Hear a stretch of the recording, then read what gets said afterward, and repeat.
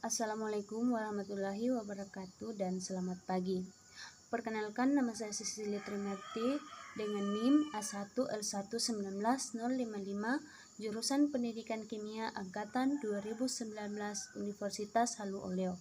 Baik, di sini saya akan mempresentasikan materi biokimia yaitu buffer tubuh serta cairan dan elektrolit di dalam tubuh manusia. Langsung saja kita masuk ke dalam materinya. Yang pertama yaitu buffer tubuh. Jenis sistem buffer di dalam tubuh manusia. Nah, untuk itu terlebih dahulu kita harus mengetahui apa itu buffer. Buffer adalah zat yang dapat mempertahankan pH ketika ditambah sedikit asam atau basa atau ketika diencerkan. Nah, buffer ini memiliki dua macam, yaitu yang pertama yaitu asam lemah dan garamnya, dan yang kedua yaitu basa lemah dan garamnya.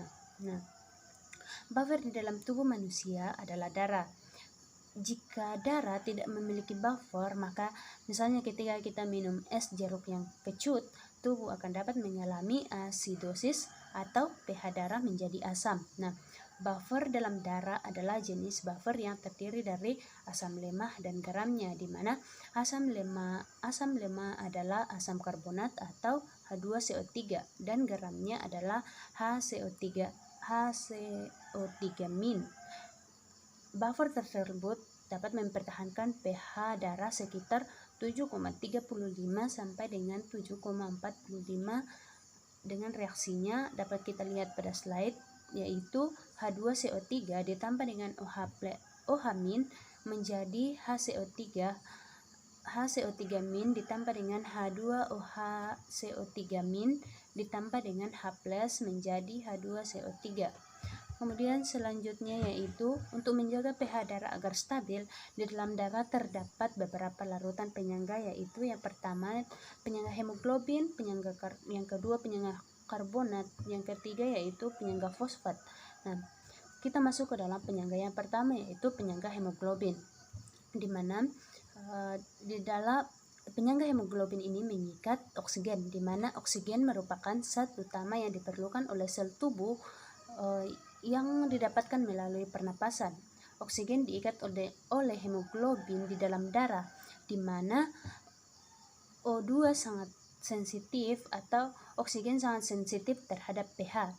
Nah, reaksi kesetimbangannya dapat kita lihat pada slide, di mana reaksinya yaitu HHB+ ditambah O2 menjadi H+ ditambah dengan HbO2. Nah, produk buangan dari tubuh adalah CO2- yang di dalam tubuh bisa membentuk senyawa H2CO3 yang nantinya akan terurai menjadi H+ dan HCO3-.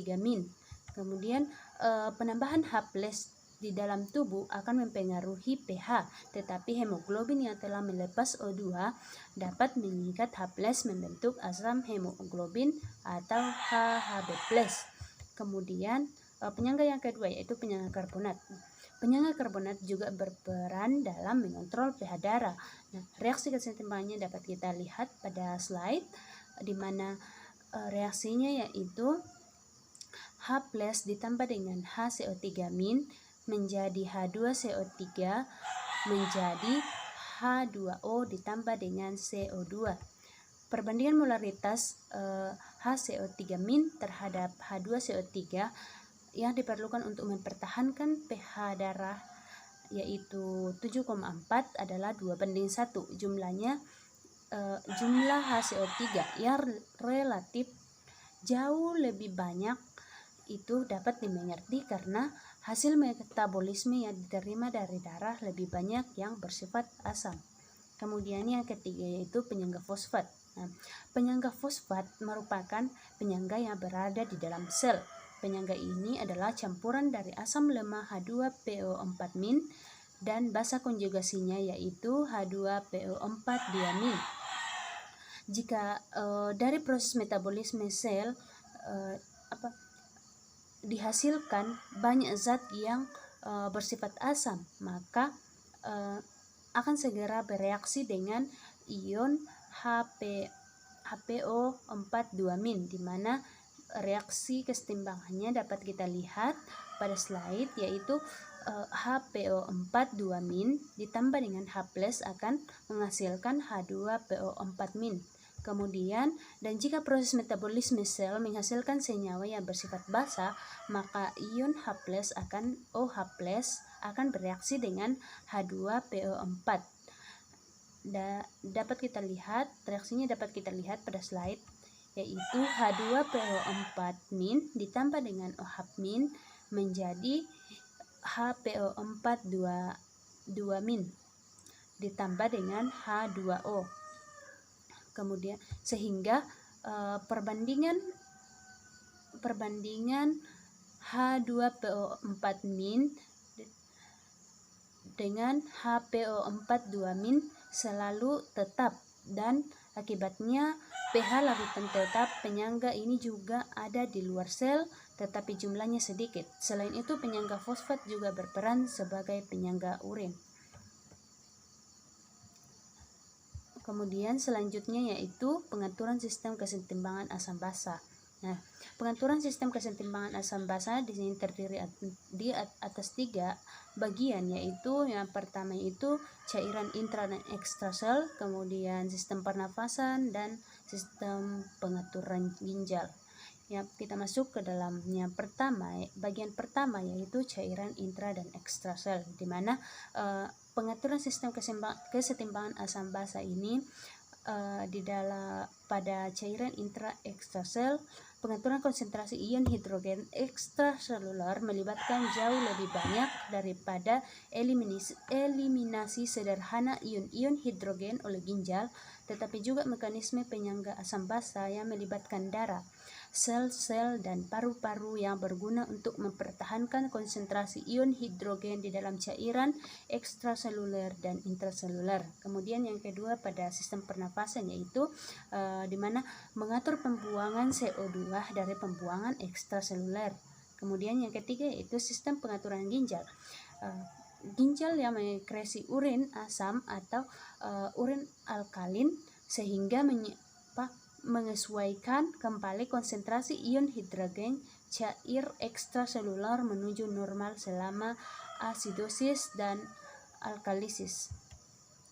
Selanjutnya yaitu, di sini ada pertanyaan, tahukah kalian bahwa sebenarnya dalam darah terdapat sistem penyangga yang membantu supaya pH darah hampir konstan, yaitu 7,4.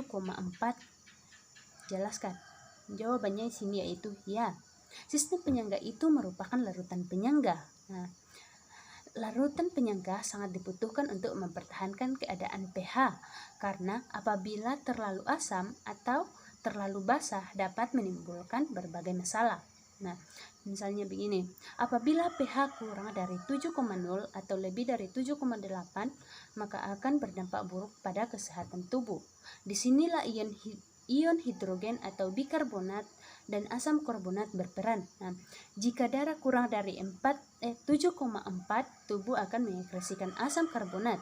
Sedangkan jika pH darah lebih dari 7,4, tubuh akan mengekresikan ion asam bikarbonat.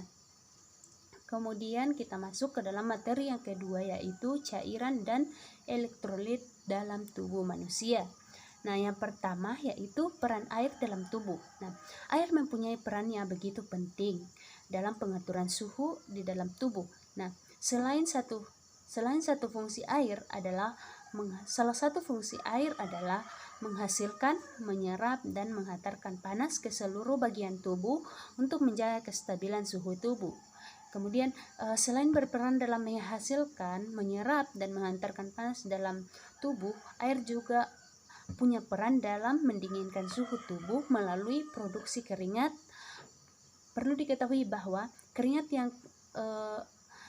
yang keluar dari tubuh kita sebagian besar terdiri atas air dan garam. Melalui proses produksi keringat ini, air turut mendinginkan suhu tubuh. Kemudian yang kedua yaitu peran mineral di dalam tubuh. Nah, mineral memainkan peran penting dalam keseimbangan asam basa tubuh, dan dengan demikian pengaturan pH darah dan cairan tubuh lainnya. Kemudian mineral juga berfungsi sebagai komponen penting dari banyak enzim, vitamin, vitamin, hormon, dan pigmen pernapasan atau sebagai kofaktor dalam metabolisme katalis dan aktivator enzim. Baik, mungkin itu saja yang dapat saya sampaikan pada materi kali ini. Kurang dan lebihnya mohon dimaafkan. Assalamualaikum warahmatullahi wabarakatuh, dan saya ucapkan banyak terima kasih.